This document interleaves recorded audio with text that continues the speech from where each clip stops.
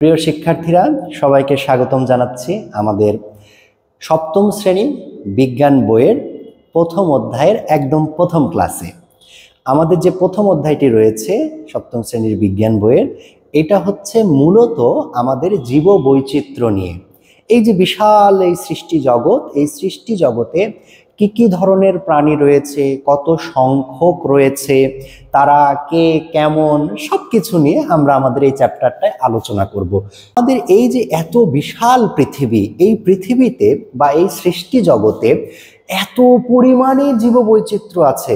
তুমি নর্মালি একটা বিষয় ভেবে দেখো, তুমি পাখির কথা ভাবো, অজস্র পরিমাণে পাখি আছে, অসংখ্য পরিমাণে পাখি। মাছের কথা ভাবো, আমি কয়টা মাছের নাম বলতে পারবো বলো? অসংখ্য মাছ। আমি যে পাখির কথা বললাম, তুমি জানলে অবাক হবে, আমাদের বাংলাদেশে এখন পর্যন্ত প্রায় 530 প্রজাতির পাখির ছবি তোলার রেকর্ড আছে। 530 প্রজাতির, রাইট? তুমি চিন্তা করো। এছাড়া তো পুরো পৃথিবীতে তো আরো আরো অসংখ্য আছে। আমি তো শুধু বাংলাদেশের কথা বললাম।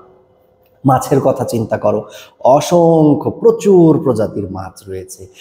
তুমি কুকুর বিড়ালের কথাও যদি চিন্তা করো, এদেরও তো অসংখ্য, মানে অনেকগুলো সংখ্যায় রয়েছে। কথা ঠিক তো? আচ্ছা, দেখো, আমরা আমাদের এই যে জীববৈচিত্র্য রয়েছে বা এই আমাদের এত একটু থামো, সরি, আমাদের যে এই পরিমাণ প্রাণী এই পৃথিবীতে রয়েছে, এইগুলোকে মূলত 3 ধরনের প্রাণী বৈচিত্র্য দেখা যায়। ভালো করে খেয়াল করো, আমরা কিন্তু জীববৈচিত্র্য আলোচনার প্রথম যে অংশটা আসলাম সেটা হচ্ছে প্রাণী, অর্থাৎ আমরা যে জীব বিজ্ঞান পড়ি, জীব বিজ্ঞান, মনোযোগ দিয়ে খেয়াল করবা। এই জীব বিজ্ঞানের মধ্যে দুটো অংশ আছে। এক হচ্ছে উদ্ভিদ বিজ্ঞান আর 2 হচ্ছে প্রাণী বিজ্ঞান। ভাই ভালো করে খেয়াল করো, আমাদের একটা হচ্ছে উদ্ভিদ বিজ্ঞান আর একটা হচ্ছে কি প্রাণী বিজ্ঞান। দেখো, আমরা শুরুতে প্রাণী নিয়ে কথা বলবো, তারপরে উদ্ভিদ নিয়ে কথা বলবো। আমি যেমন বললাম যে অনেক পাখি আছে, অনেক মাছ আছে, ঠিক তেমনি একইভাবে অনেক রকম উদ্ভিদও আছে। কোনো উদ্ভিদ আমাদের চিকিৎসার জন্য ব্যবহার হয়, ঔষধি, কোনোটা ফার্নিচার তৈরিতে ব্যবহার হয়, কোনোটা জ্বালানি হিসাবে ব্যবহার হয়, এক একটা এক এক কাজে ব্যবহার হয়ে থাকে। তা আমাদের এই প্রাণীর যে বৈচিত্র্য, সেই প্রাণীর বৈচিত্র্য বেসিক্যালি 3 ধরনের বৈচিত্র্য দেখা যায়। এই লাইনটা তোমরা নোট করে রাখতে পারো। প্রকৃতিতে 3 ধরনের প্রাণীর বৈচিত্র্য দেখা যায়। 1 নম্বরে আমরা কাকে পাচ্ছি? জিনগত বৈচিত্র্য। জিনগত বৈচিত্র্যতে একটু বোঝায়, আগে ভালো করে খেয়াল করো। জিনগত বৈচিত্র্য বলতে দেখো, আমি, তুমি বা আমরা যারা মানুষ, আমি একটু ব্যাখ্যা করি তোমাদেরকে এখানটায়। দেখো, আমরা যারা মানুষ, ভালো করে বুঝো কিন্তু। দেখো, আমাদের বাবা আছে, আমাদের মা আছে, খুব মনোযোগ দিয়ে বুঝবা কিন্তু। এই বাবা মা থেকে আমরা সন্তানরা জন্মেছি। খেয়াল করে দেখো, এখন এখানটাতে বাবা যিনি, তিনি মানুষ না? মানুষ। আমাদের ক্ষেত্রে বলছি, মা যিনি, তিনি মানুষ না? মানুষ। আমরা সন্তান, আমরা মানুষ না? আমরাও মানুষ। এখন মজার ব্যাপার হচ্ছে, বাবাও মানুষ, মাও মানুষ, আমিও মানুষ, তাই না? তুমিও মানুষ, আমরা সবাই তো মানুষ। কিন্তু দেখো তো, বাবার চেহারা, ভালো করে বুঝো কিন্তু, বাবার চেহারা, মায়ের চেহারা, সন্তানের চেহারা, সবার চেহারা কি একই রকম? নাকি আমরা সবাই সবার চেয়ে ভিন্ন চেহারার? আমরা সবার চেহারা ভিন্ন। তুমি দেখতে একরকম, বাবা দেখতে একরকম, মা দেখতে একরকম। হ্যাঁ, আমাদের আলাদা আলাদা চেহারা হলেও কিছুটা মিল থাকে। সেক্ষেত্রে আমরা অনেক সময় এরকম কথা শুনি, এই বাবু, তুমি দেখতে তো তোমার মায়ের মতো, এই কি মিষ্টি সোনাটা বাবার মতো দেখতে হয়েছে। আমরা এরকম কথাও কিন্তু শুনি। আমাকে দেখলে অনেকে বলবে যে আপনি দেখতে আপনার মার মতো, অনেকে দেখে আমাকে বলে আমি আপনার নাকটা বাবার মতো। হ্যাঁ, তোমাকে দেখো এরকম কথা বলে। আসল কথা হচ্ছে, দেখো, আমরা তো সবাই মানুষ, কিন্তু আমাদের সবার চেহারা আলাদা। আবার দেখো, ভালো করে বুঝবা, আমাদের এই মায়ের, ধরো আমার মায়ের 2টা সন্তান, হ্যাঁ, ভালো করে বুঝো, আমি সন্তান 1 আর আমার ছোট ভাই সে হচ্ছে সন্তান 2। মনোযোগ দিয়ে বুঝো, কিন্তু আমার মায়েরই আমরা 2 সন্তান, আমি একজন আর আমার ছোট ভাই একজন। তোমাদের এরকম বাসায় যাদের 2টা 3টা ভাই বোন আছে। এখন দেখো তো, এই মায়ের কাছ থেকে, একই মায়ের গর্ভ থেকে আমরা 2 ভাই জন্মেছি, কিন্তু আমি দেখতে একরকম, আমার ভাইটা দেখতে একরকম। আমার নাকটা একরকম, ওর নাকটা একরকম। আমার দাঁতটা একরকম, ওর দাঁতটা আর একরকম। আমার উচ্চতা একরকম, তার উচ্চতা আর একরকম। অর্থাৎ আমরা সবাই মানুষ, সবার একটা সিগনিফিকেন্ট মিল রয়েছে। কিন্তু ভালো করে বোঝো, আমি একজন পুরুষ মানুষ, বাবা একজন পুরুষ মানুষ, তার বাবা মানে আমার বাবার বাবা তিনি একজন পুরুষ মানুষ, আমার একটা সন্তান আছে, সেও একটা ছেলে। পুরুষ মানুষের সবার শারীরিক কাঠামো একই রকম। আমার মা একজন মেয়ে মানুষ, আমার নানি একজন মেয়ে মানুষ, আমার খালা একজন মেয়ে মানুষ। প্রত্যেকটা মহিলার কাঠামো একই রকম, ভালো করে বোঝো। কিন্তু আবার মানুষ হিসাবে আমাদের সবার অর্গ্যানগুলো সবই একই রকম। আমারও 2টো হাত, আমার মায়েরও 2টো হাত, আমার বাবারও 2টো হাত। আবার প্রত্যেকটা হাতে আমারও 5টা করে আঙ্গুল, মায়েরও 5টা করে আঙ্গুল, বাবারও 5টা করে আঙ্গুল, আমার সন্তান তারও 5টা করে আঙ্গুল। আমার 2টো পা, মায়েরও 2টো পা, বাবারও 2টো পা। আমার একটা নাক, মায়ের একটা নাক, বাবার একটা নাক। সব কিন্তু আবার মানুষ হিসেবে আমাদের মানুষের যে শারীরিক কাঠামো সেটা কিন্তু ঠিক আছে, কিন্তু ডিফারেন্সটা কোথায়? ওই নাক সবার একই রকম হলেও, মানে একটা নাক একই ধরনের প্যাটার্ন হলেও কারো নাকটা একটু খাড়া, কারো নাকটা একটু বোচা, কারো নাকটা একটু মোটা, কারো নাকটা একটু চাপা। কথা ঠিক আছে না? আবার চোখ, সবার চোখ 2টো আছে, সবার স্বাভাবিক অবস্থায় সবারই 2টো করে চোখ আছে। সবার চোখ একই পজিশনে আছে, কিন্তু এই চোখের মধ্যে আবার কি আছে? কারো চোখ একটু ছোট। তুমি জাপান, কোরিয়ান, চায়না এগুলো দেখবা, দিল চোখ একটু ছোট। আবার আমাদের চোখগুলো একটু, কারো চোখ আরো বড়। এই হচ্ছে বিষয়। আসল কথা হচ্ছে যে আমরা সবাই মানুষ, ইটস ওকে ফাইন। সবার মানুষের মতোই মানব দেহ, মানব দেহের কাঠামো সব ঠিক আছে, কিন্তু কিছু কিছু ডিফারেন্স আমাদেরকে আলাদা করে দিয়েছে। এবং দেখো, সৃষ্টিকর্তার এই সৃষ্টি জগতে এত মানুষ একই রকম দেখতে হুবহু নাই। যমজ সন্তানগুলো একই রকম, তারপরেও তাদের মধ্যে কিছু না কিছু ডিফারেন্স আছে, থাকবেই। যদি কিছু ডিফারেন্স না থাকে তাহলে কেমন করে চেনে? তুমি আমি হয়তো কোনো যমজ থাকলে তুমি আমি হয়তো একবারে দেখে চিনতে পারবো না, কিন্তু ভাই একবার ঠান্ডা মাথায় ভাবো, ওই বাবা মানে ওই যমজ সন্তানের বাবা মা তারা কিন্তু ঠিকই চিনতে পারছে। এই নাট বল্টু 2 ভাই ঠিকই বাবা মা চিনতে পারছে। আসো, আমি তোমাদেরকে জন্য এখানে যা লিখে রেখেছি, আমি একটু সরি সেটাই একটু যাই। এখানে কোথায় আছে? প্রজাতি না, আমরা আগে জিনগত বৈচিত্র্যে যাই। একটু একটু এখানটা আগে দেখো। দেখো, একই প্রজাতির অন্তর্ভুক্ত বিভিন্ন প্রাণীর, একই প্রজাতির অন্তর্ভুক্ত বিভিন্ন কিসের প্রাণীর মধ্যে জিনগত পার্থক্য দেখা যায়। যে বৈচিত্র্য, পার্থক্যের কারণে যে বৈচিত্র্য সৃষ্টি হয় তাকে জিনগত বৈচিত্র্য বলে। বাবুরা একটু দাগায় নিতে পারো, সরি। একই প্রজাতির অন্তর্ভুক্ত বিভিন্ন প্রাণীর মধ্যে জিনগত পার্থক্যের কারণে যে বৈচিত্র্যের সৃষ্টি হয় তাকে জিনগত বৈচিত্র্য বলে।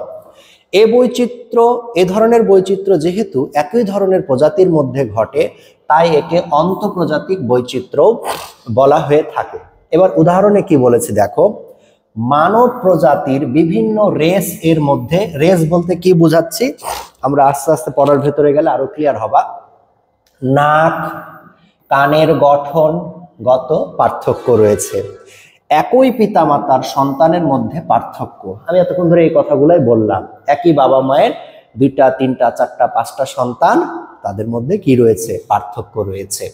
আবার মানুষ, এই যেখানে লেখা আছে হোমো স্যাপিয়েন্স, হ্যাঁ বাবু, এই যে মানুষকে তো আমরা ইংরেজিতে শিখেছি মানুষের ইংরেজি হচ্ছে ম্যান, কিন্তু এখানে আমি লিখছি হোমো স্যাপিয়েন্স। এর মানে কি? হোমো স্যাপিয়েন্স মানে হচ্ছে আমাদের মানুষের বৈজ্ঞানিক নাম। হ্যাঁ, এই বৈজ্ঞানিক নাম লেখার নিয়ম 2টো অংশ থাকে এবং তার নিচে দাগ দিতে হয়, আস্তে আস্তে শেখাবো। একই প্রজাতিভুক্ত হওয়া সত্ত্বেও পৃথিবীর বিভিন্ন স্থানে মঙ্গলয়েড, তারপরে হচ্ছে কি ককেশয়েড, নিগ্রয়েড ইত্যাদি রেস দেখা যায়। মানে মানে ওই যে বললাম যে দেখবা যে তুমি নিগ্রোদের কথা চিন্তা করো, তাদের গায়ের কালারটা চিন্তা করো, তাদের চুলগুলো কোঁকড়ানো কতখানি চিন্তা করো, তারপরে তাদের উচ্চতা তুমি চিন্তা করো। তুমি ক্রিস গেলকে নিয়ে ভাবো না একবার, ক্রিস গেল দ্য কালা পাহাড়, রাইট? তারপরে তুমি তুমি ইংল্যান্ডের এদের কথা চিন্তা করো, অস্ট্রেলিয়ান গুলো লম্বা ফর্সা, চুল কিন্তু আমার তোমার মতো কালো না, তাদের চুলগুলো একটু গোল্ডেন টাইপের, রাইট?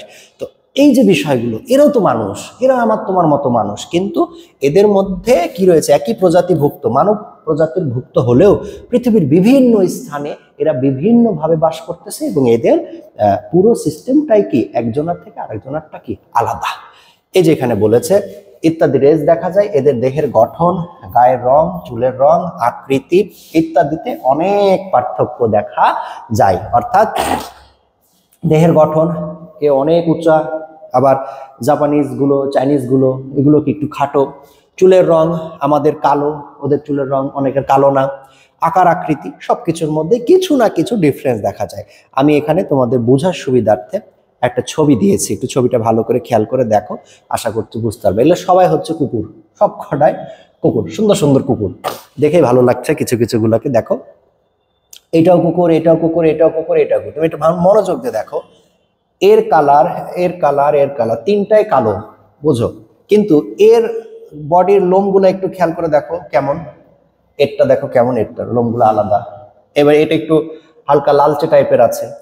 এর ফেস কাটিংটা দেখো, তুমি এর ফেস কাটিং দেখো, এরটা দেখো, এরটা দেখো, খুব মনোযোগ দিয়ে দেখো তো, তিনজনের চেহারার মধ্যে পার্থক্য আছে, কিন্তু অবশ্যই পার্থক্য আছে। তুমি কানের দিকে তাকিয়ে দেখো, পার্থক্য আছে। তুমি হাইটের দিকে তাকিয়ে দেখো, পার্থক্য আছে। সবাই তো কুকুর, সবাই কুকুর, কিন্তু এখানে যতগুলো কুকুর আছে সবাই কিছু না কিছু হলেও ডিফারেন্স রয়েছে, এক একজনের মধ্যে এক এক ধরনের পার্থক্য আছে। এগুলো হচ্ছে জিনগত পার্থক্য, অর্থাৎ এদের মানে কোনো না কোনো জায়গায় কিছু না কিছু ডিফারেন্স আমরা জেনেটিক্যালি পাবো। ওকে, এরপরে তুমি চলে আসো আমাদের প্রজাতিগত পার্থক্য। প্রজাতিগত পার্থক্যতে আমরা কি বলবো?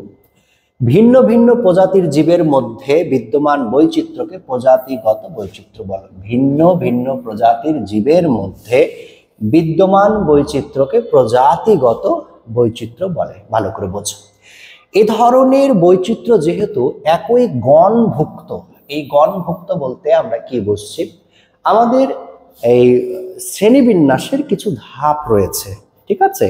আমি এগুলো গোত্র, গণ, কিংডম যেগুলো আছে এগুলো আমি আস্তে আস্তে আস্তে গণ প্রজাতি সব শেখাবো তোমাদেরকে, টেনশনের কোনো কারণ নাই। তোমাদেরকে আমি একটু সহজ করে বোঝাই, তোমরা সহজেই ধরে নিতে পারবা। আমি তোমাদেরকে এখানে একটু বাঘের ছবি দেখাই, এগুলো সব হচ্ছে বড় বিড়াল, বুঝছো, বিগ ক্যাট। এরা সব হচ্ছে বিগ ক্যাটস।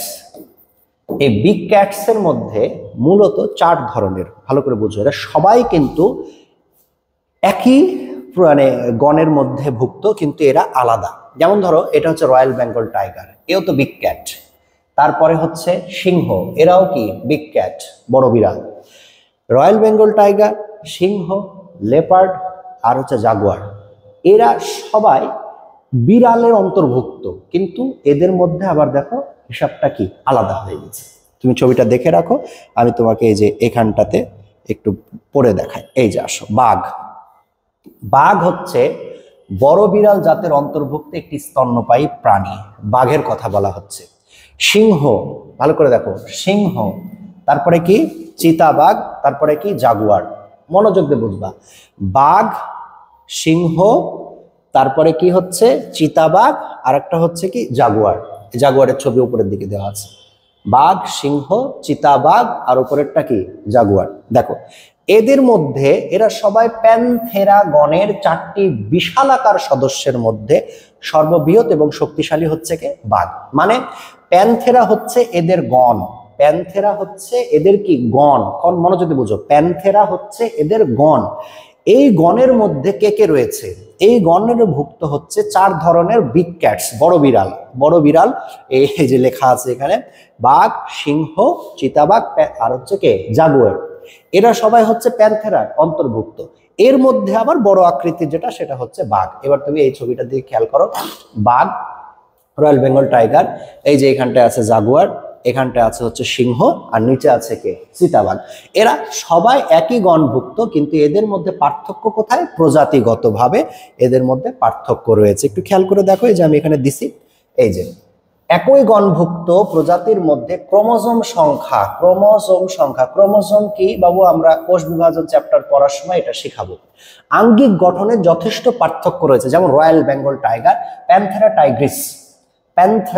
টাইগ্রিস, ভালো করে বুঝো। প্যান্থেরা হচ্ছে এদের কি গণ, প্যান্থেরা লিও, প্যান্থেরা হচ্ছে কি গণ। দেখো বাঘ সিংহ দুজনের নামের সামনে রয়্যাল বেঙ্গল টাইগার তো একটা বাঘ নাকি, প্যান্থেরা টাইগ্রিস এটা হচ্ছে এদের গণ, মনোযোগ দিয়ে বুঝো। আর এটা হচ্ছে কি প্রজাতি, গণ আর একটা কি প্রজাতি, প্রজাতি কি টাইগ্রিস, আর এর প্রজাতি কি লিও, কথা মনোযোগ দিয়ে বুঝো। এর প্রজাতি কি লিও, লায়নেল মেসি লিও, রাইট? এর প্রজাতি হচ্ছে টাইগ্রিস, এর প্রজাতি হচ্ছে কি লিও, কিন্তু উভয়ের গণ কি প্যান্থেরা, এও প্যান্থেরা এও প্যান্থেরা, বোঝো। তার মানে পার্থক্যটা হচ্ছে কোথায়? ক্রোমোজোম সংখ্যা, আঙ্গিক গঠন, এগুলোর কারণে এরা একজন হয়ে গেছে বাঘ, একজন হয়ে গেছে সিংহ, কিন্তু এদের গণ একই। মানে এরা অ্যাকচুয়ালি সবগুলো হচ্ছে বড় বিড়াল, মানে বিড়ালেরই বড় ফরমেশনটাই হচ্ছে বাঘ, সিংহ, চিতাবাঘ বা জাগুয়ার, যেটাই বলো না কেন, এগুলো হচ্ছে বিড়ালেরই বড় ফরমেশনটা, বিড়ালের বড় ফরমেশন। এরা সবাই একই ধরনের। তুমি দেখো একটা বাঘ যেমন ভাবে শিকার করে, একটা সিংহ প্রায় কাছাকাছি, বাঘের যেমন অ্যাটিটিউড সিংহেরও কাছাকাছি, চিতাবাঘ বা তাদের ফেসগুলো দেখতে কাছাকাছি একই রকম। এ কারণে বলা হয়েছে এরা সবাই বিড়ালের মতো, এরা সবাই প্যান্থেরার অন্তর্ভুক্ত, কিন্তু এদের মধ্যে আবার এদের প্রজাতিগত পার্থক্য রয়েছে। আশা করছি আমার কথাটা ধরতে পেরেছো, না পারলে ক্লাসটাকে আবার একটু রিভিউ করে দেখার চেষ্টা করো। এরপরে চলে আসো আমাদের পরবর্তী ধাপ, প্রজাতিগত হয়ে গেল, এবার লাস্ট সেটা হচ্ছে বাস্তুতান্ত্রিক। আমরা বারবার উঠে যাচ্ছে না, একটু স্লোলি নিয়ে যাই, একটু থামো।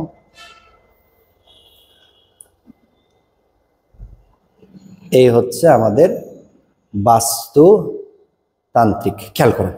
বাস্তুতান্ত্রিক এটা হলে আজকের ক্লাসটা শেষ। আজকের ক্লাসে আমি শুধু 3 ধরনের বৈচিত্র্য পড়াবো। বাস্তুতন্ত্রটা আসলে কি? বাস্তুতন্ত্রটা হচ্ছে ইংরেজিতে যেটাকে আমরা বলি ইকোসিস্টেম। কেমন? বাস্তুতন্ত্র মানে হচ্ছে, এই যে দেখো একটা পুকুরের কথা চিন্তা করো, একটা পুকুরে খুবই ছোট ছোট ছোট ছোট ছোট পোকামাকড় থাকে বা ছোট ছোট ছোট ছোট উদ্ভিদ থাকে, এদেরকে জুওপ্লাঙ্কটন, ফাইটোপ্লাঙ্কটন এই নামে ডাকা হয়। এদেরকে এর চেয়ে একটু বড় সাইজের যে মাছগুলো রয়েছে তারা খায়, সেই মাছগুলোকে তার চেয়ে বড় সাইজের মাছগুলো এসে খায়, তাকে আবার সাপ এসে খায়, তাকে আবার সাপটাকে আবার মনে করো বক এসে খায়। এই যে একটা একজনের উপরে আরেকজনের যে ডিপেন্ডেবিলিটি, এটাকে বলা হয়ে থাকে বাস্তুতন্ত্র। আমাদের সমাজে দেখো, আমি তুমি চিন্তা করলাম যে আমরা এই সমাজে যারা রিক্সা চালায় তাদেরকে এই সমাজ থেকে বের করে দেব, সম্ভব? তাহলে তুমি আমি চলাফেরা করব কি করে? সবার তো গাড়ি নাই। আবার চিন্তা করলা যে যারা এই যে ড্রেন পরিষ্কার করে এদেরকে আমাদের সাথে থাকতে দিব না, সম্ভব? সম্ভব না। আবার যারা ড্রেন পরিষ্কার করে তারা চিন্তা করলো এই যে আমার মতো যারা টিচার আছে, সেই টিচাররা খালি বক বক বক করে, এদের সবগুলোকে বাদ দিয়ে দাও, সম্ভব? সম্ভব না। আমরা সবাই সবার উপর কোনো না কোনো ভাবে কি করি? নির্ভর করি। এটাকে বলে ইকোসিস্টেম, বাস্তুতন্ত্র। এখন মজার ব্যাপার হচ্ছে, দেখো আমি জানি তুমি এটা জানো, সেটা হচ্ছে আমাদের সুন্দরবনে রয়্যাল বেঙ্গল টাইগার পাওয়া যায়, এটা কিন্তু আর কোথাও পাওয়া যায় না। ঠিক তেমনি আমাদের সুন্দরবনে কিন্তু সিংহ পাওয়া যায় না, এইটা আবার অন্যান্য কোনো না কোনো বনাঞ্চলে পাওয়া যায়। অর্থাৎ সিংহের বসবাস, বেড়ে ওঠা, বংশবিস্তার করার জন্য যে পরিবেশগুলো দরকার সেটা আমাদের এই সুন্দরবনের এই এরিয়াতে নাই। এই কারণে সেখানে সিংহ বাস করে না, কারণ এটা তার ইকোসিস্টেম বা বাস্তুতন্ত্রের সাথে যায় না। কিন্তু এখানে রয়্যাল বেঙ্গল টাইগারের বসবাসের জন্য সবকিছু বিরাজমান, তাই রয়্যাল বেঙ্গল টাইগার থাকে। তুমি ভাবো তো, তুমি মরুভূমির মধ্যে উট পাবা, কিন্তু তুমি আমাদের এই বাংলাদেশের এই সবুজে ঘেরা এই পরিবেশের মধ্যে উট পাবা না। কেন? কারণ উট বসবাসের জন্য মরুভূমির যে পরিবেশ সেটা তার জন্য উপকারী, সে কারণে ওখানে উট পাওয়া যায়। আবার যেগুলো ওই যে বরফের দেশে যে ভাল্লুকগুলো পাওয়া যায় সেগুলো তুমি বাংলাদেশে পাবা না। কিন্তু বাংলাদেশে কিন্তু 3 প্রজাতির বড় বড় ভাল্লুক আছে, সত্যি বলতেছি, এই সিলেট, হবিগঞ্জ এইসব বেল্টে পাওয়া যায়। এই ভাল্লুকগুলো আবার এই শীতের দেশে ভাল্লুকের ওখানে বাস করতে গেলে মরে যাবে। আমি তুমি কিন্তু খুব ভালো অভিযোজন, মানে মানুষের অভিযোজন ক্ষমতা খুব ভালো। মানুষ কিন্তু গরমের দেশেও টিকে যাচ্ছে, শীতের দেশে যেও টিকে যাচ্ছে পোশাক পরিচ্ছদ পরে। এখন ভাল্লুক তো আর আমার তোমার মতো এরকম মোটা সোটা জ্যাকেট ট্যাকেট পরে ঘুরছে না, বা ভাল্লুকের বাসাতে তো আর এসি নাই, কথা পরিষ্কার কিনা? তো এই পরিবেশগত এই ইকোসিস্টেমগুলোর কারণে আমাদের কিন্তু পরিবেশের এই ইকোসিস্টেমগুলো পরিবর্তন হওয়ার কারণে আমাদের কিন্তু জীববৈচিত্র্য দেখা দেয়। অবশ্যই জীববৈচিত্র্য দেখা দেয়। তুমি এক এক পরিবেশে এক এক ধরনের প্রাণী পাবা। শীত প্রধান এলাকায় এক ধরনের পাবা, গ্রীষ্ম প্রধান এলাকায় এক ধরনের পাবা, রেইন ফরেস্টে এক ধরনের পাবা। আমাদের পরবর্তী ক্লাসগুলোতে কিন্তু আমরা এগুলোই পড়বো। তোমার বইতে দেখবা এই ইকোসিস্টেম বা পরিবেশের এককটাকে বায়োম নামক একটা শব্দ দ্বারা উল্লেখ করা হয়েছে। বায়োম, সেখানে লেখা হয়েছে তুন্দ্রা বায়োম, মরু বায়োম, মেরু অঞ্চলের বায়োম। এই বায়োমটাকে ইকোসিস্টেম দ্বারা প্রকাশ করা হয়ে থাকে। এই যে এখানে দিয়েছি তুন্দ্রা বায়োম, মরু বায়োম, তৃণভূমি বায়োম ইত্যাদি।